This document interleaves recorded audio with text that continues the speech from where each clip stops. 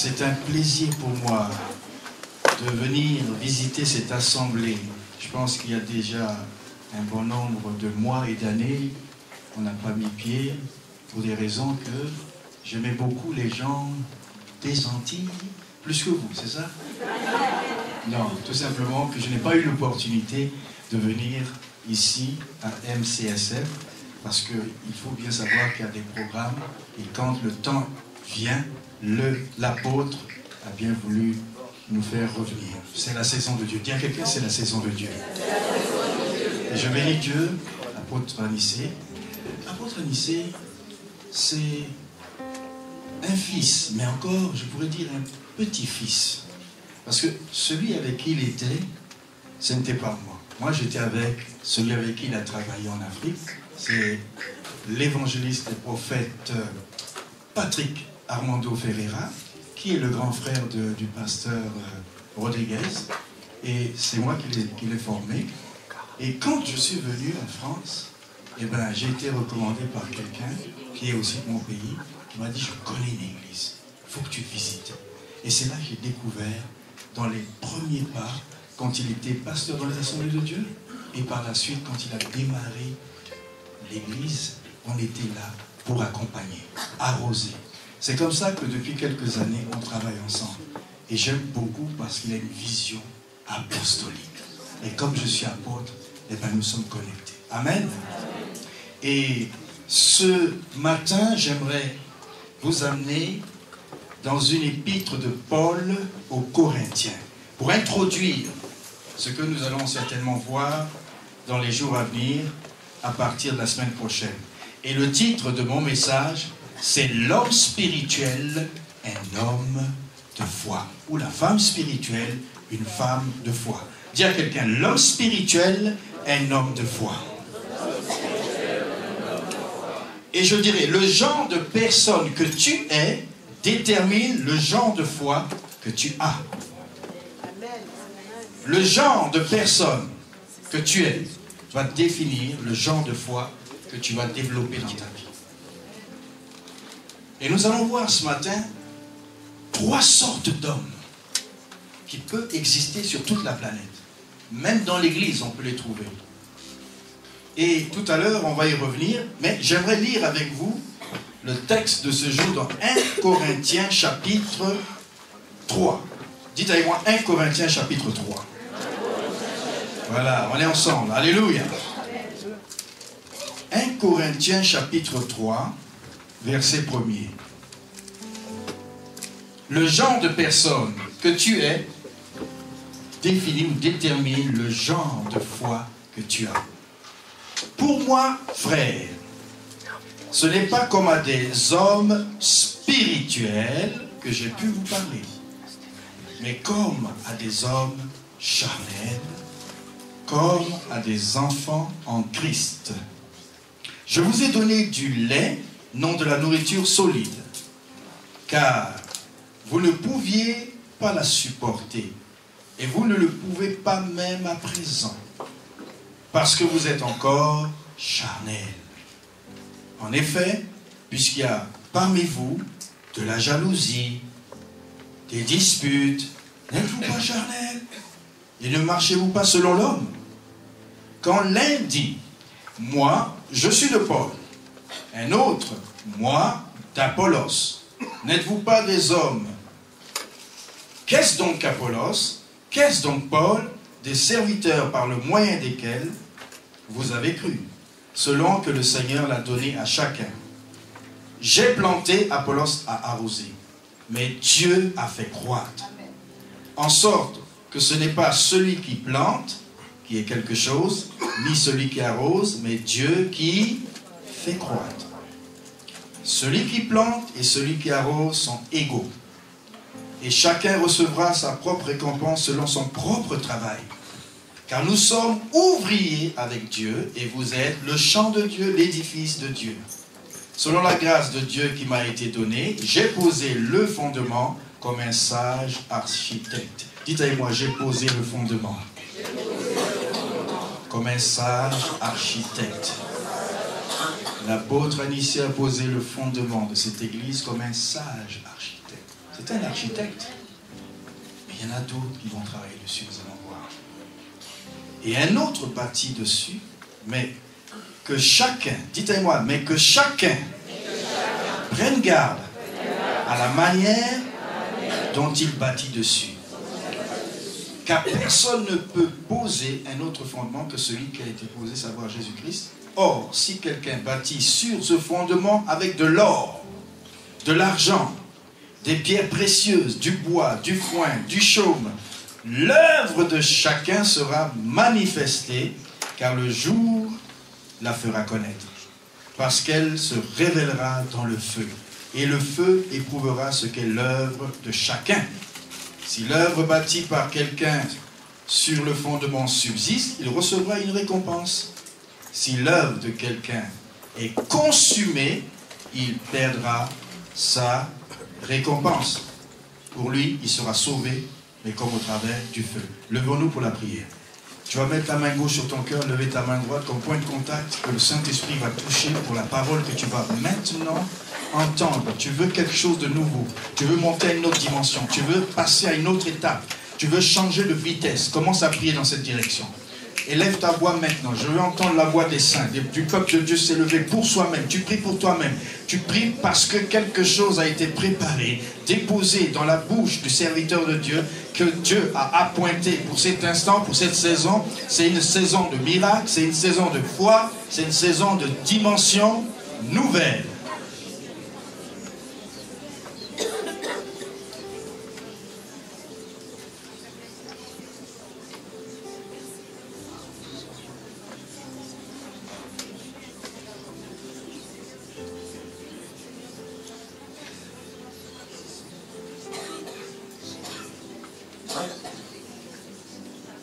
Amen.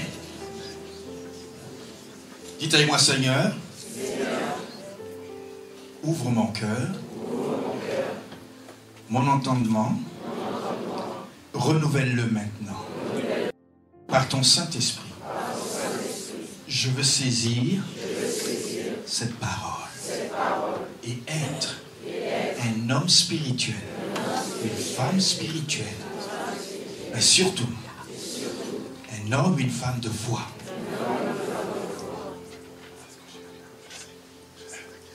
Papa, que toute chair fasse silence, que je m'efface, parais aux yeux de ton peuple, que je diminue, grandis et parle. Nous voulons entendre ta voix. Au nom de Yeshua HaMashiach, le Messie Christ Jésus. Amen. Amen. Acclamons pour la parole. Alléluia. Acclame pour la parole. Pas pour moi. La parole. Je dis la parole. Alléluia. Amen. Vous vous asseoir. Le genre de personne que tu es détermine le genre de foi que tu as. J'ai pris ce texte avec raison. Je pouvais parler de beaucoup de choses pour parler de la foi, mais j'aimerais d'abord que tu saches qui tu es.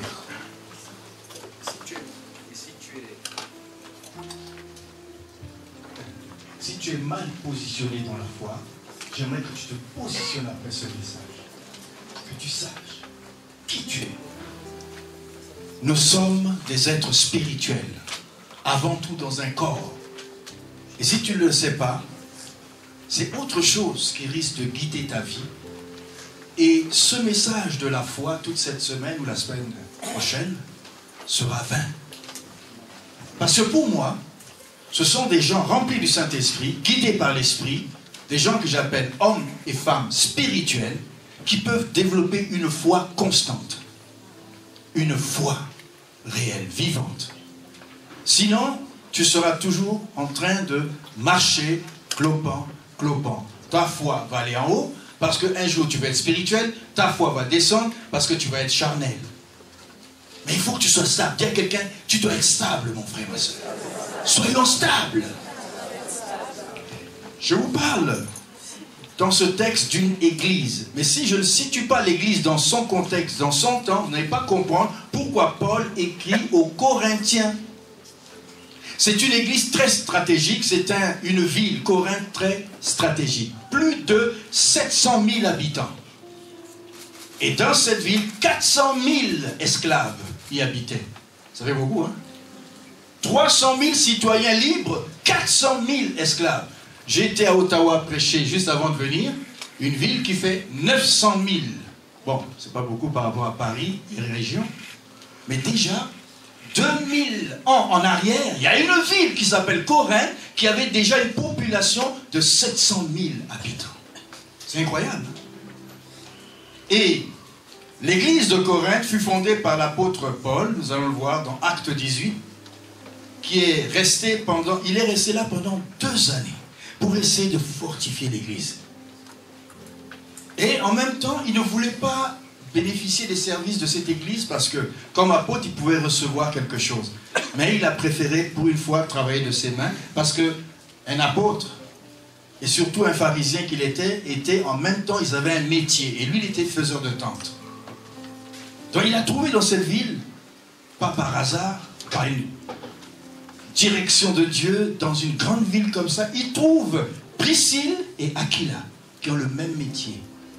Et ils se mettent ensemble. Quand Dieu t'envoie quelque part, même dans une grande ville, il va préparer quelqu'un.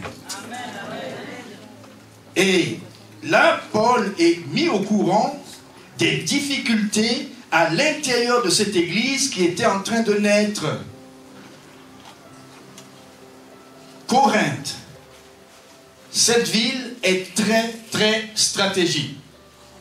On nous dit qu'en 44, après Jésus, elle va devenir la capitale de la Grèce antique. Parce que quand tu vois, à l'époque, on voit Corinthe quelque part en bas, la Grèce, et on voit l'Archaïque qui est à peu près là où il y a Corinthe, et il y a la Macédoine. C'est le peuple d'Alexandre.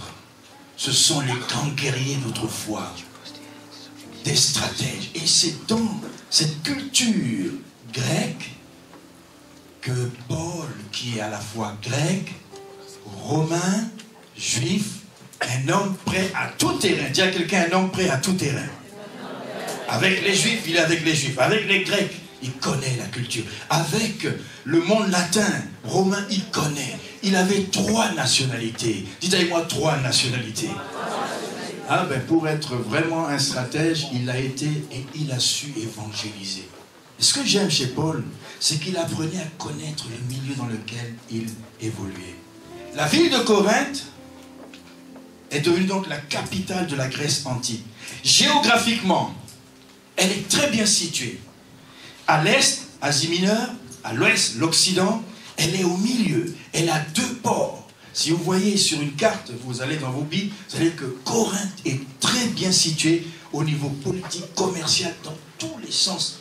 Corinthe, centre de culture, Corinthe, il y a des jeux qui se font sportifs, on appelle les jeux ismiques ou les jeux genre olympiques. Corinthe, le carrefour commercial, Corinthe, un centre religieux, il y a 12 temples. Dis à quelqu'un, il y a 12 temples à Corinthe. Et comme les divinités grecques, il y avait Jupiter et tous les autres, mais il y en avait une qui s'appelait Aphrodite. Celle-là, c'est la déesse de l'amour. Et vous comprenez, quand il va parler à Corinthiens 13, l'amour, c'est pas comme vous pensez. L'amour est ceci. Mais elle, c'était la prostitution sacrée. Quand on veut adorer Aphrodite, il faut se livrer avec les femmes qui sont des prêtresses à la prostitution sacrée. C'est terrible, hein? Quelle drôle d'adoration à Corinthe. Non seulement, sur le plan moral, cette ville est dépravée à tel point que quand on dit, eh bien toi tu marches à la corinthienne, mais ça veut dire que tu étais un dépravé, ça veut dire que tu étais un coureur de jupons, c'est-à-dire on disait de toi que tu ressembles aux gens de Corinthe, ils ont une moralité douteuse et très basse. Est-ce qu'on est ensemble? Vous comprenez? C'est pourquoi Paul, quand il écrit, dit, il y en a parmi vous des homosexuels, il y en a parmi vous des efféminés. Vous pouvez comprendre qu'à Corinthe, tous les vices du côté immoralité étaient rassemblés à Corinthe. À tel point, quand on disait Corinthe, oh, tu viens d'où? Corinthe? Ah, pardon. On t'esquivait, parce que là, toi, tu es dangereux. Est-ce que vous comprenez? Dis à quelqu'un, est-ce que tu comprends Corinthe? Je t'explique le contexte de Corinthe. Corinthe était un centre culturel et sportif, j'ai dit. En 44 avant Jésus, César a vu que c'était une ville stratégique parce que 100 années plus auparavant, elle avait été détruite par le feu. Et César a dit non, c'est une ville stratégique, il faut que je la rebâtisse. Et c'est là qu'il a fait venir plusieurs milliers d'esclaves pour rebâtir Corinthe. Et il avait raison, Corinthe était stratégique. Mais là, du coup, 700 000 habitants, 400 000 esclaves. C'est pourquoi Paul dit, il y a parmi vous, il y en a qui ne sont pas de haute classe sociale, il y a des esclaves. On parle beaucoup d'esclaves. 1 Corinthiens 7. Si tu es esclave, ne cherche pas à te libérer. Non, sers le Seigneur de cette manière. Il y avait 400 000 esclaves. À Corinthe, il y avait beaucoup d'écoles de pensée, de philosophie, avec des gens qui, lorsqu'il y avait, on appelait ça des maîtres penseurs, ou des maîtres, on les appelle aussi des recteurs, dès qu'il commençait une école, tout le monde allait derrière lui. Un autre dit non, moi je préfère tel, parce que lui il parle bien, il parle sucré, il parle avec le verbe, il parle d'une manière qui me plaît. Ça c'est Apollos. Pourquoi quand Apollos est venu, après Paul, eh bien, certains ont constitué des partis. Quelqu'un dit des partis. Paul a fondé l'église, lui il est ce qu'il est, et il a fondé avec la puissance de l'évangile, il a un caractère différent. Apollos est quelqu'un qui aime parler, c'est à la manière des Grecs, à la manière des philosophes. Vous savez, on aime ça, hein? Quelqu'un dit le verboum. Et les gens, oh oui, il parle bien, lui, il a un bon français, hein? Ah, lui, je l'aime beaucoup. Ah bon, ça dépend, si je touche ton intellect, gloire à Dieu. Mais Paul va dire, attention, attention. Il y en a qui ont dit, moi, je suis d'Apollos. Il y en a qui ont dit, moi, je suis de Pierre. Pierre, lui, il a vu Jésus au moins. Pierre a marché avec Jésus.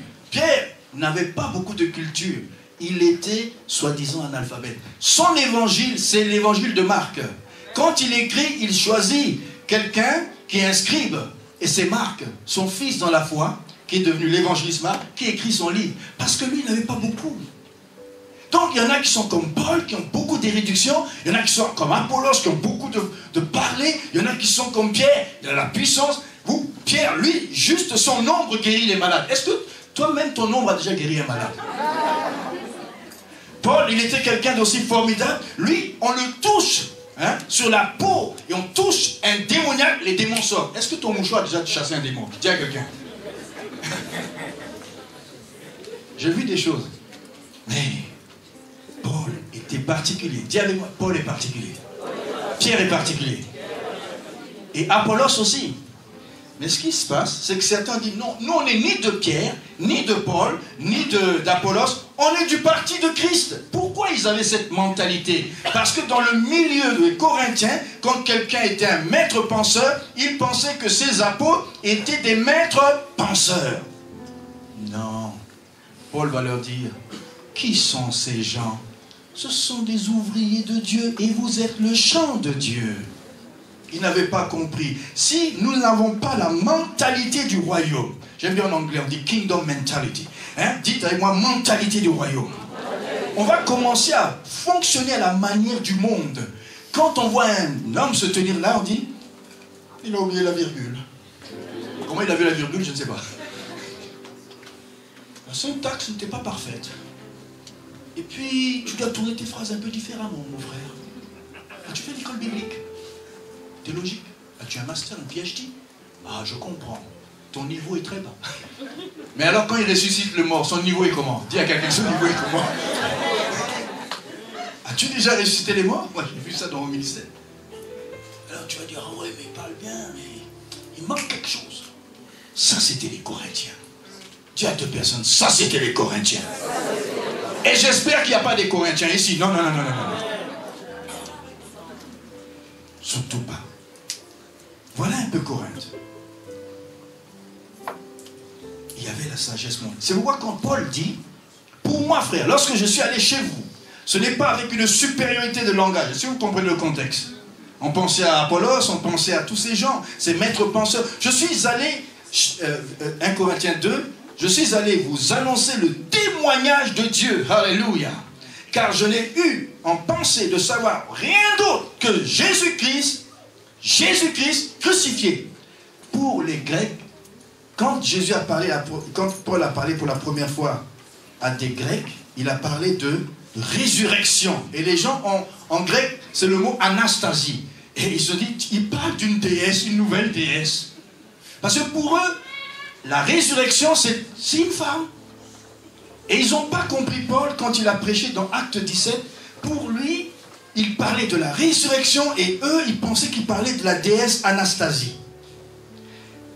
Ils ont une façon de comprendre l'évangile à tel point qu'à Athènes, quand Paul a prêché, je vous assure, il y a eu très peu de conversions. C'est son plus beau message au niveau vraiment de ce qu'on peut articuler de tous les messages de Paul. C'est le plus beau, Acte 17. Mais c'est celui qui a le moins de résultats.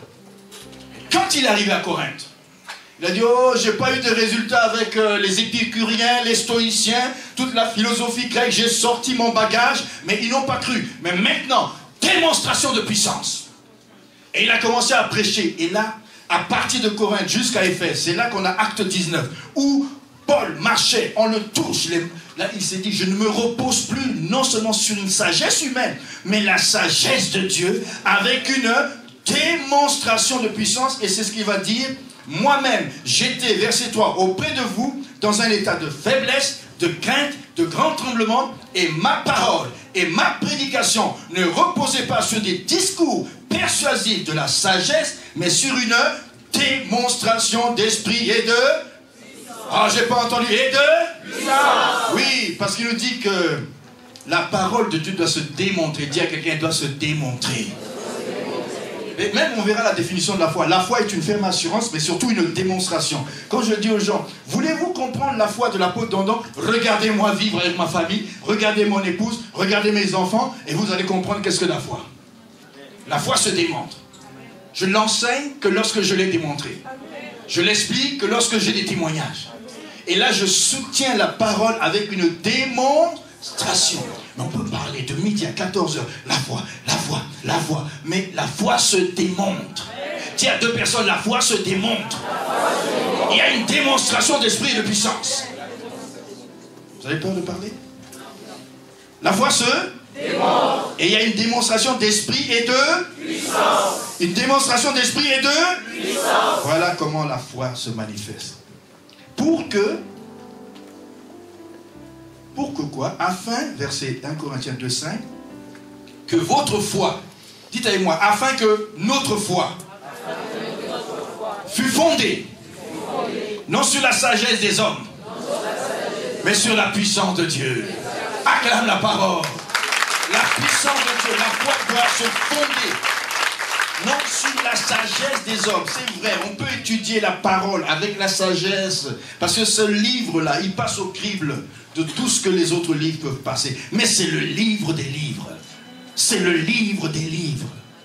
Et lorsque nous lisons ce livre, nous y lisons des mystères, des démonstrations d'histoire incroyables, des héros de la foi, des gens qui ont placé leur conviction en Yeshua, Jésus-Christ de Nazareth. Et ils ont cru, ils ont vu des choses se passer. L'un disait, non, les morts ne ressuscitent pas, mais les morts ressuscitaient. Croyez-vous que les morts ressuscitent? Avez-vous vu déjà quelqu'un de ressuscité? Il n'y en a pas un? Ah ouais, mais Jésus, tu ne l'as pas vu encore. Amen. Non, mais vraiment, vraiment là. Des morts qui ressuscitent. Moi j'ai deux témoignages. Puis j'ai d'autres témoignages d'autres personnes. Et deux témoignages. Des morts. Des sidéens qui guérissent. Des aveugles qui voient. Des boiteux qui marchent. Des paralytiques. Ah oui, il y a toute une gamme là de choses. Des choses incroyables que l'esprit peut faire. Des jambes se rallonger. Amen. Ça c'est ce qu'on veut voir dans la démonstration de... Est-ce que vous voyez ça? Balancez la main. Est-ce que vous voyez ça? Est-ce que vous croyez que cette semaine, il va se passer des choses dans ma vie? Alléluia! Mais oui, on veut voir ça, n'est-ce pas? Quelqu'un dit démonstration. D'esprit et de puissance. Fondée sur la foi dans la parole. C'est ça. C'est une sagesse que nous prêchons parmi les parfaits. Quelqu'un dit, je suis en Christ. Même si je te vois parfois imparfait, mais je mets mes lunettes de la foi. Quelqu'un dit, je mets les lunettes de la foi. Et je te vois parfait en Christ. C'est comme ça que Paul nous voit. Hein, et Dieu nous voit parfait en Christ. Même si parfois je suis clopant, il me dit, tu es parfait. Je sais qui je suis. Je sais qui je serai. Amen. Je sais en qui j'ai cru. Et la sagesse de Dieu, elle nous dit au verset 9, d'un Corinthiens 2, comme il est écrit, ce sont des choses que l'œil n'a point vues. Alléluia. Alors dites avec moi, il y a des choses que mon œil n'a pas encore vues. Que je veux voir cette semaine. Que mon oreille n'a point entendu. Que je veux voir cette semaine. Des choses qui ne sont point montées dans mon cœur, mais que tu as préparées cette semaine. Parce que je l'aime. Et Dieu me les a révélées par l'Esprit. Car l'Esprit sonde tout, même les profondeurs de Dieu. Et c'est ça le problème. Or, verset 12. Nous n'avons pas reçu l'Esprit du monde, dit Paul à tous ces gens de Corinthe. Vous vous fondez sur la sagesse humaine. Mais l'Esprit qui vient de Dieu, afin que nous connaissions les choses que Dieu nous a données par sa grâce. Nous en parlons, non pas avec des discours qu'enseigne la sagesse humaine, même si on emprunte des voix comme des voix humaines, mais avec ceux qu'enseigne l'Esprit, employant un langage spirituel. Quelqu'un dit spirituel, pour des choses spirituelles. Et je pourrais dire pour des hommes spirituels. Mais l'homme animal, c'est là que j'arrive maintenant, ne reçoit pas les choses de l'Esprit. L'homme animal.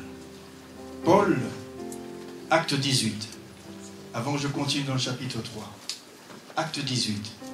Dans quel contexte il est arrivé à Corinthe? Vous allez voir. C'était assez effrayant pour lui d'arriver dans une ville comme celle de Corinthe. Parfois, on peut dire qu'il y a des très grandes villes dans le monde actuellement. Paris, New York, Toronto, Montréal, citer des grands noms, Londres. Si on te dit que tu es missionnaire dans une de ces villes, il faut que tu apprennes à savoir qu'est-ce qui s'y passe. Parce que Paul est arrivé à Corinthe, et là, au verset 8, il a été persécuté. Les Juifs faisaient de l'opposition. Ils l'injuriaient. Et Paul a secoué ses vêtements, il a quitté. Il est sorti de là, au verset 7, acte 18. Et il entra chez un nommé Justice qui craignait Dieu et dont la maison était contiguë à la synagogue. Cependant, Crispus, le chef de la synagogue, crut au Seigneur avec toute sa famille. Et plusieurs Corinthiens qui avaient entendu Paul crurent aussi au Seigneur et furent baptisés. Et le Seigneur dit à Paul, en vision, quelqu'un dit en vision. Beaucoup de visions changent la direction de l'évangile. Pierre est sûr. Dans la chambre haute, il prie et il a une vision. Va chez Corneille. Là, il y a un tournant pour l'évangile. Descente du Saint-Esprit sur les païens. Il y a beaucoup de visions. Dites vision. Si je t'enseignais sur les visions, les songes, waouh, tu ne vas pas négliger tes visions. Il y a des visions qui viennent de nous. Il y a des choses qui viennent, c'est-à-dire les songes qui viennent de nous, des songes qui viennent de l'ennemi, des songes à cause de tout notre bagage du passé qui remonte en surface. Mais il y a des révélations que Dieu vient mettre dans l'esprit qui est en nous, cet écran à l'intérieur, et il te parle aussi. Et quand il te parle et que ça vient de lui, Paul, dans une vision, et aussi dans un songe, acte 16, on le dit qu'il se dirigea vers l'Europe. Parce qu'il n'arrivait pas à trouver la direction du Seigneur. Le Seigneur dit, allez par tout le monde évangéliser. Mais là, il a dû, une nuit à Troas, recevoir une vision de nuit. Et là encore, il a une vision, alors qu'il ne sait pas s'il faut rester à Corinthe, partir. Quand il regarde cette ville, il se tient la tête, dit, trop d'homosexualité, trop de perversion, trop de choses, c'est trop pour moi, Seigneur. Et là, Dieu lui dit, Paul, j'ai beaucoup de gens dans cette ville. Est-ce que toi, tu resterais? Oui, mais Seigneur, tu comprends, je ne suis pas fait pour ce milieu. Mais lui, il est resté là où il y avait des hommes sexuels, là où il y avait des esclaves, là où il y avait toutes sortes de vices. Il y avait des choses énormes à Corinthe. Et Paul, je sens que le Seigneur sentait qu'il avait de la crainte. Et Dieu lui dit, et c'est pourquoi il dit, c'est dans un état de crainte et de tremblement que j'étais à Corinthe. Mais Dieu lui a dit, reste dans cette ville. Et lorsque tu veux démissionner, pose la question à Dieu. Démissionne auprès de Dieu d'abord. Ne viens pas dire au pasteur, je démissionne. Lui, il n'est rien. Dis à Dieu, je démissionne. Qu'en penses-tu, Seigneur? Et il va te répondre. Il va te... Je ne veux plus être diacre, je ne veux plus être ceci, je ne veux plus être à tel poste. Si tu crois que c'est Dieu qui t'a dit, pose-lui ta démission. Mais ne la pose pas aux hommes. parle à Dieu, mais entend la voix de Dieu. Et Paul savait que c'était dur à Corinthe. Et Dieu lui dit, Paul, reste dans cette ville, j'ai beaucoup d'enfants. Mais cette ville va lui causer vraiment beaucoup de maux de tête, à tel point quand vous lisez 1 Corinthiens, 2 Corinthiens, vous allez penser que Paul, vraiment, il a raté sa mission avec ces gens-là.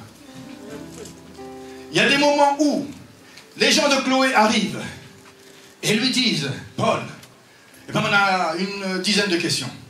Eh bien, comment il faut vivre avec les femmes? Eh bien, il y a le fils de quelqu'un qui a pris sa belle-mère. Paul dit, hein? Et tout ça, c'est dans l'église. Eh bien, il y a telle question, il y a telle autre question. 1 Corinthiens 7, c'est rempli de questions et de réponses.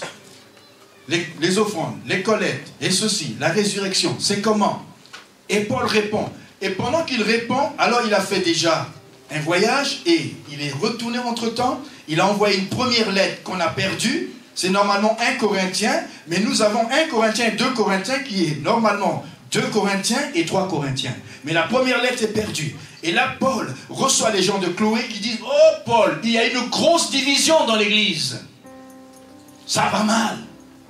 Les gens sont charnels, les gens, ils ont tous les dons. Si vous lisez dans 1 Corinthiens 1, ils ont reçu tous les dons spirituels qui se manifestaient. Mais à tel point qu'il y avait la compétition au niveau des dons. Il y a un qui parle en langue, d'autres dit non, toi tu parles pas langue mieux que moi. Allez, il accélère. Et il parle en langue, et l'autre dit, oh il a accéléré là. Et l'autre aussi accélère. On dirait qu'il y a la compétition du parler en langue dans l'église.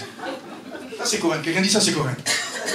Les révélations. Il y en a un qui donne, un autre. On dit, non. Un parle, l'autre juge, et l'autre discerne. Voilà pourquoi il écrit 1 Corinthiens 12, 13, 14. Il y avait trop de choses. Ils ont reçu tous les dons spirituels qui se manifestaient. On pouvait dire, ça c'est une église. Tous les dons sont là, dans l'attente du Messie. Mais ils étaient... Tu peux avoir tous les dons, mais être... Bon. Corinthe, quelqu'un dit Corinthe. Tous les dons se manifestaient. Quand on rentre dans l'église, on sent l'effusion de l'esprit. On sent la... Mais il faut regarder au niveau personnel, il faut la température, il faut le thermomètre spirituel pour bien mesurer la foi, l'espérance et l'amour de chacun. Vous savez que c'est avec ça qu'on voit, c'est la rotule de la vie chrétienne. Si je veux connaître comment est un vrai chrétien, c'est pas parce qu'il parle... Oh là, ça c'est quelqu'un de spirituel. Attends un peu, quand il rentre à la maison, hé les enfants, et vous là, ça va pas? Tu étais bien là-bas à l'église. À l'église, tu as un ange, à la maison, c'est un démon. Je crois pas. Alléluia! Amen. Dis, je veux être spirituel. Quand c'est assez, c'est... Oui, on va mettre ça de côté parce qu'on veut être des hommes et des femmes de... Mais pour cela, tu dois savoir qui tu es. N'est-ce pas?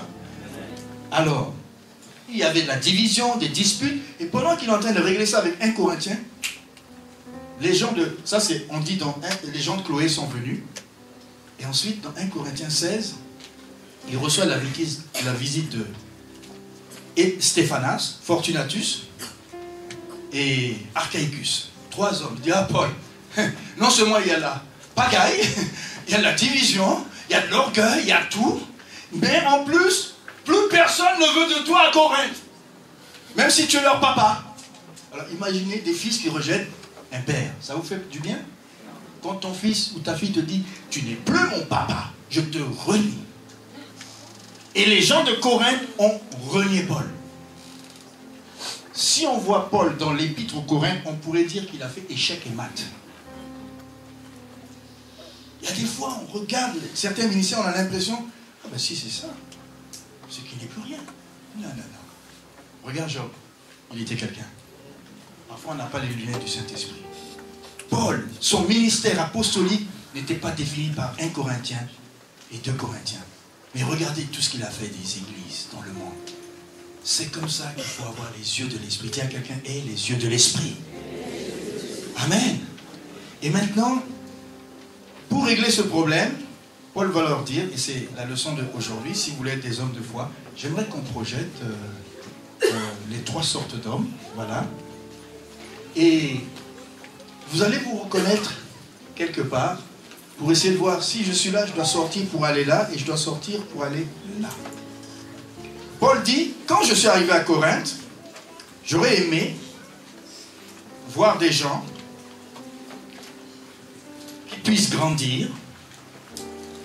Mais, savez-vous, c'est difficile, dit Paul. Parce que ce qu'on a, c'est spirituel. On a reçu l'Esprit de Dieu. On devrait être des hommes spirituels. Mais, vous êtes des hommes charnels. Quelqu'un dit hommes charnels. Il y a certaines personnes qui peuvent ressembler à cette image.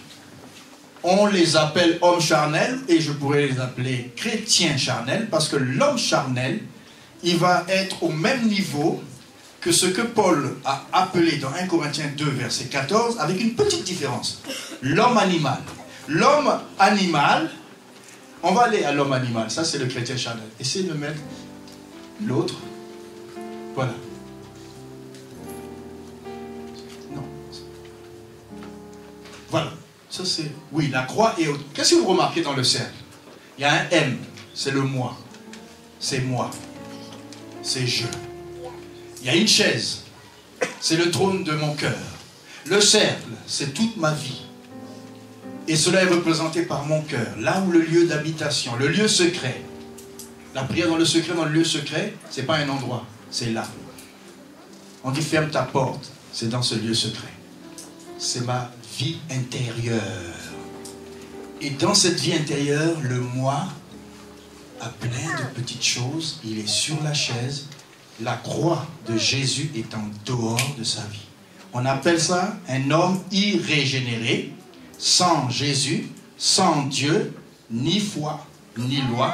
Cette personne, elle est animale, parce que Paul l'appelle un homme animal, parce que cette personne est dirigée uniquement par l'état de son âme. Son esprit est mort, il n'a pas été revivifié, renouvelé, par la présence du Saint-Esprit encore. Il n'a que, son esprit est mort, il n'a que son âme et son corps. Son esprit est mort, il est là, mais il est mort. Jésus n'est pas présent, donc il est mort. Son âme le dirige. Et on le dit que tout ce qui se passe au dehors font la guerre de l'âme, dit Pierre. Donc, le jeu a les rênes de sa vie. Il commande sa vie. Le moi règne.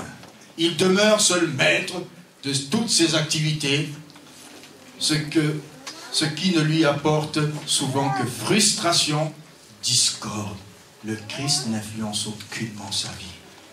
Il se dit, je suis Dieu, je fais ce que je veux, je n'ai pas besoin de Dieu, je n'ai pas besoin d'aller à l'église, eh bien, je me sauve moi-même. C'est l'homme animal. Il est même comme un animal, parce que cet homme-là, s'il ne fait pas attention, il se comporte parfois comme un animal. On peut le voir dans certaines situations s'il perd le contrôle. Et quand on voit les animaux, on voit agir certaines personnes, on se pose la question, oui, mais ça c'est l'être inférieur, l'animal. Nous, nous avons un esprit. Nous sommes considérés aux yeux de Dieu, à l'image de Dieu, et nous sommes aux yeux de Dieu des êtres qui sont ses enfants, normalement. Mais ayant perdu l'image du Créateur depuis la chute, eh bien on marche à notre façon, dirigé par nos sens, nos 5 sens. On est dirigé par notre âme. Et on dit la vie est dans l'âme. Dans la vie, il y a V-I-E. Il y a la volonté. Il y a I pour intelligence. E pour émotion. Puisque la vie est dans le sang, la vie est dans l'âme. Et bien ton âme, il y a toujours ta volonté qui dirige, tes émotions qui dirigent et ton intelligence. C'est moi qui dirige. C'est l'homme animal. Il y a quelqu'un, c'est l'homme animal. Et si tu ne fais pas attention, il est assis là. Il écoute bien ce que tu dis. Il ne veut pas recevoir le Christ. Mais il vient. Il sympathise. Il sait bien. J'ai beaucoup aimé le message. Hein. C'est un très bon message. Tu acceptes Jésus? Non, non. J'aime Bouddha, j'aime Confucius, j'aime tout le monde. Tous les chemins mènent à Rome. Wow. Quelqu'un dit ça, c'est l'homme animal. Il peut être assis. Il y a 2 personnes, il peut être assis dans l'église. Mais il ne changera pas pour accepter Jésus. Il trouve que MSN, c'est intéressant. Hein. Ah, mais la sœur Anissé, j'aime beaucoup. Mais son Jésus, non, non, non. Quelqu'un dit son Jésus, non. Parce que Confucius est là. Bouddha est là. Même s'il boude de temps en temps. Mais tous ces gens, pour lui, c'est Dieu. L'homme animal. Mais cet homme animal, s'il accepte Jésus, il passe à un état qu'on appelle spirituel. L'homme spirituel, on va le mettre, qui est guidé par l'esprit. Il abdique. Et vous savez, il faut que Dieu travaille cet homme. Il faut qu'il écoute le message. Et avec la parole, Dieu va briser sa volonté. Dieu va l'amener dans un sens unique. Et il va le coincer. Et vous savez, si Dieu ne peut pas lui parler alors qu'il est debout et très fier, regardez les gens quand ils sont en santé. Ils marchent fièrement, n'est-ce pas? Ils marchent avec une démarche très élégante. Je suis un diplomate. Je suis un universitaire. Mais demande-lui de passer à la verticale, à l'horizontale. Quelqu'un dit à l'horizontale. Là, quand il est couché, Dieu lui dit, est-ce que tu me vois maintenant? Quelqu'un fait comme ça. Parce que là, tu vois Dieu, là, étant allongé. Le pasteur, l'autre jour, j'avais écouté le message. Qu'est-ce que vous ne pouvez pas l'appeler pour qu'il vienne prier pour moi? C'est là qu'il a besoin de Dieu. Quand quelqu'un est couché, sans force, il va dire, il faut que j'essaie le Dieu de MCS, certainement il va me sauver. C'est à ce moment-là qu'il peut regarder Dieu. Dieu amènera toute personne animale au point où il faut qu'il décide pour Jésus. Et quand il accepte Jésus, de tout son cœur, eh bien, sa vie est dirigée par quoi? Le Saint. Il met la croix du Christ sur la chaise qui représente sa volonté, qui représente son cœur, qui représente tout. Lui, il est à genoux devant la chaise et la croix. C'est sa position. C'est la vie dirigée par le Saint-Esprit. C'est un homme spirituel. Et Paul dit, l'homme spirituel, au contraire, il juge de tout. Et il est lui-même jugé par personne. Si quelqu'un est spirituel, il reçoit les choses par l'Esprit de Dieu. Il réfléchit, mais il ne pose... S'il pose des questions, mais c'est pour avoir une solution. Et s'il n'a pas la solution, il dit, Amen Seigneur, tu es tout pour moi. Tu es grand, tu es Seigneur. Mais c'est pas grave, j'aurai devant peut-être la solution. Mais je compte sur toi, je m'appuie sur toi. Tu es tout pour moi. Tu es le centre de ma vie. Ce n'est pas ma femme, ce n'est pas mes enfants, ce n'est pas mon travail, ce n'est pas mes études, ce n'est pas ma voiture, ce n'est pas ma maison. Hein? Le mon là, ma maison, mon. Hein? Ce n'est pas maman. Quelqu'un dit, ce n'est pas maman. Mais c'est mon Dieu. Là, il a placé Jésus au centre de sa vie. Il laisse Jésus le guider. Le Saint-Esprit le remplit. Tous les matins, il charge sa batterie. Comme les 5 vierges sages, il charge d'esprit, il charge de l'huile. Il laisse sa vie entre les mains du Saint-Esprit. Et tu dois venir à l'église. Je viens à l'église. Là, je ne veux pas que tu ailles. Mais, s'il ne fait pas attention, cet homme qui avait le zèle, la joie du salut, à un moment il dit, oh, pas trop de spiritualité là. Alors il passe à une étape qu'on appelle l'homme charnel. Il peut être né de nouveau, mais l'homme charnel, son problème, c'est qu'à un moment il replace son moi sur la chaise. Et il dit à Christ, hé, assieds-toi par terre. C'est moi qui commande. Quand vous voyez des gens comme ça à l'église, il suffit de les observer. Vous allez savoir s'il est spirituel ou charnel. Moi, je n'ai pas besoin de regarder trop longtemps. Je vois les gens assis, je dis, celui-là, il dit, j'ai pas l'esprit de Dieu. Il y a ceux, viendras-tu au séminaire? Ah oui, mais j'ai ça. Amen. C'est pas, pour lui, c'est pas un. Il y en a d'autres qui vont décaler quelque chose, même d'important, ils vont tout faire, à moins qu'ils n'y arrivent pas. Ils vont dire, là, c'est important pour ma spiritualité. Amen. Et c'est les gens comme ça dans cette salle. Ben, ceux qui font ça, là, je veux les voir. Ah, ça veut dire que les autres qui ont baissé, là, ils ne seront pas là vendredi. Est-ce qu'il y a des hommes et des femmes spirituels dans cette salle? Je veux voir les mains. On dirait que les autres hésitent. Amen. Est-ce qu'il y a des femmes spirituelles dans cette salle? Mais je veux voir les mains. Ah, voilà, maintenant je suis content. La foi se démontre.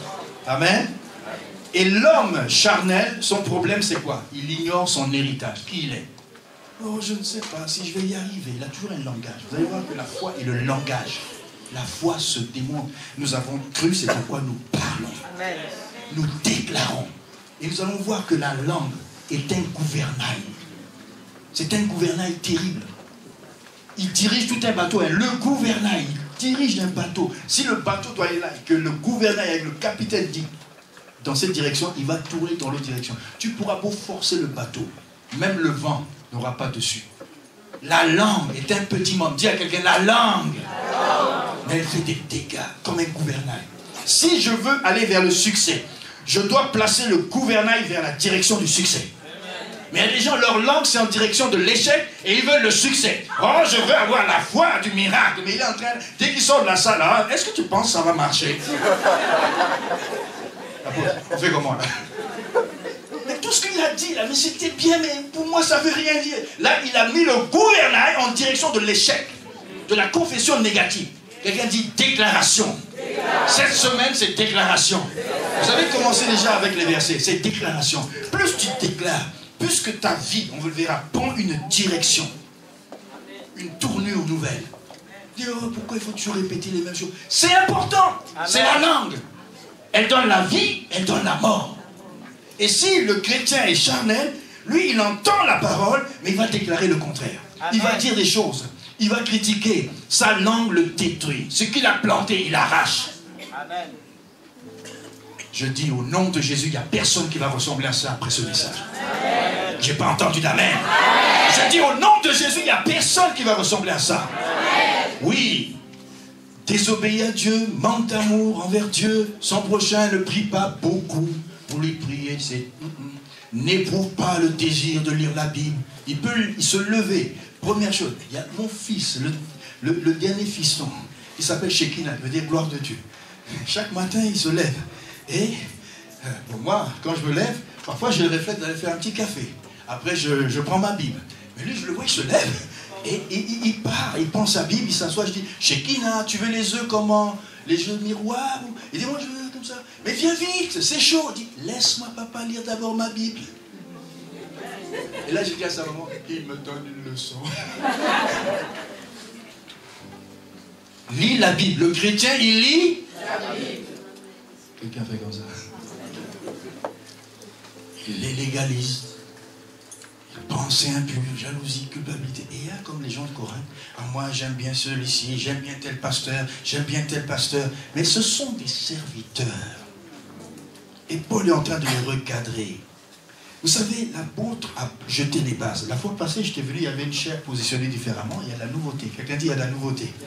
Il a jeté les bases. Les bases sont importantes. C'est un homme à respecter.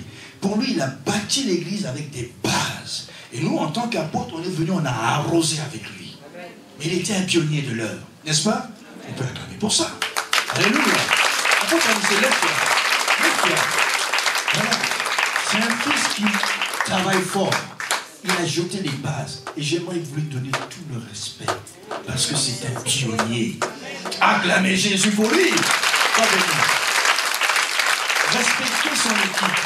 Mais chrétien et équipier autour de lui, vous savez ce que vous avez à faire? Vous devez être des hommes spirituels. Ne pas dire tel dans l'équipe j'aime, Pasteur Rodriguez j'aime, lui j'aime, l'autre j'aime un peu moins, l'autre, l'autre il ne m'a pas salué l'autre jour, j'aime un peu moins. Non, non, quelqu'un dit non, je suis spirituel. J'arrête ça. Tu dois aimer tout le monde. L'homme spirituel, il juge de tout, il est jugé par personne, parce qu'il a le discernement qu'il faut. Il est équilibré. Il ne prend pas des partis. Et Paul ne pouvait pas leur parler comme des hommes spirituels, parce que des hommes charnels, ils sont toujours dans leur pensée, dans leur mentalité, ailleurs, dans des choses vraiment très étranges.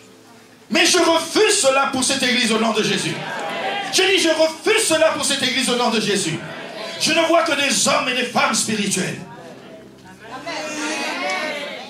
Je vois des hommes et des femmes avec les lunettes de la foi spirituelle. Là, on est ensemble. Est-ce que c'est ce que tu veux? Être spirituel ou charnel? Et si tu es animal, c'est-à-dire de l'autre côté, tu dois venir dans la maison de Dieu maintenant. Et il y a un appel pour toi aussi aujourd'hui. Amen. Tu ne dois pas faire comme les Corinthiens. Tu dois maintenant commencer à bâtir sur cette œuvre. Il faut qu'elle grandisse. Chacun doit bâtir avec quelque chose. Il y en a qui disent, moi je choisis de l'or. D'autres vont dire, moi de l'argent. D'autres des pierres précieuses. Et d'autres vont dire, ah, je me fatigue pas, j'irai dans le bois. Et d'autres vont dire, ah, j'irai à la ferme prendre du foin, du chaud. L'œuvre de chacun sera manifestée. Parce qu'il y a un jour qui vient où tous les saints qui ont persévéré et qui réussiront à entrer au ciel, d'autres, je dis souvent, leur veste va être coincée de justesse à la porte. Mais ils vont dire, ouais, j'enlève ma veste, il faut que je rentre. Parce que c'est de justesse. Dis à quelqu'un, c'est de justesse. C'est mieux que les 5 vierges folles qui n'entrent pas. Moi, je veux entrer. Qui veut entrer? Mais sois une vierge sage. Mais ça dépend comment tu t'assagis. Est-ce que tu bâtis avec de l'or? Moi, je ne choisis que de l'or. Devant du moins, c'est du foin. Mais vous savez, les yeux du Seigneur, dans l'Apocalypse, sont comme des flammes de feu. Quand il va regarder ton œuvre, il va regarder ta vie, ses yeux vont être comme le laser, vont consumer tout ce que tu as. Si c'est de l'or, ça va bouillir, ça va rester. Mais si c'est du foin, c'est parti. Chose. Il y a des gens, moi, je viens à l'église une fois par mois.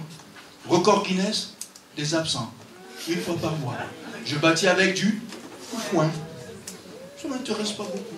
Mais c'est important. C'est avec ce que tu bâtis dans l'œuvre que tu auras le record Guinness. Il y en a qui seront comme le soleil auprès du trône. Alléluia. Il y en a qui seront comme la lune. Elle brille moins, la lune. Il y en a qui seront très loin dans l'espace comme les étoiles. Dieu merci, ils seront dans l'espace. Alléluia. Mais il y en a d'autres. Ils seront comme des planètes éteintes. Ah, je souhaite que tu sois comme le soleil. Je dis comme le soleil. Comme un homme spirituel.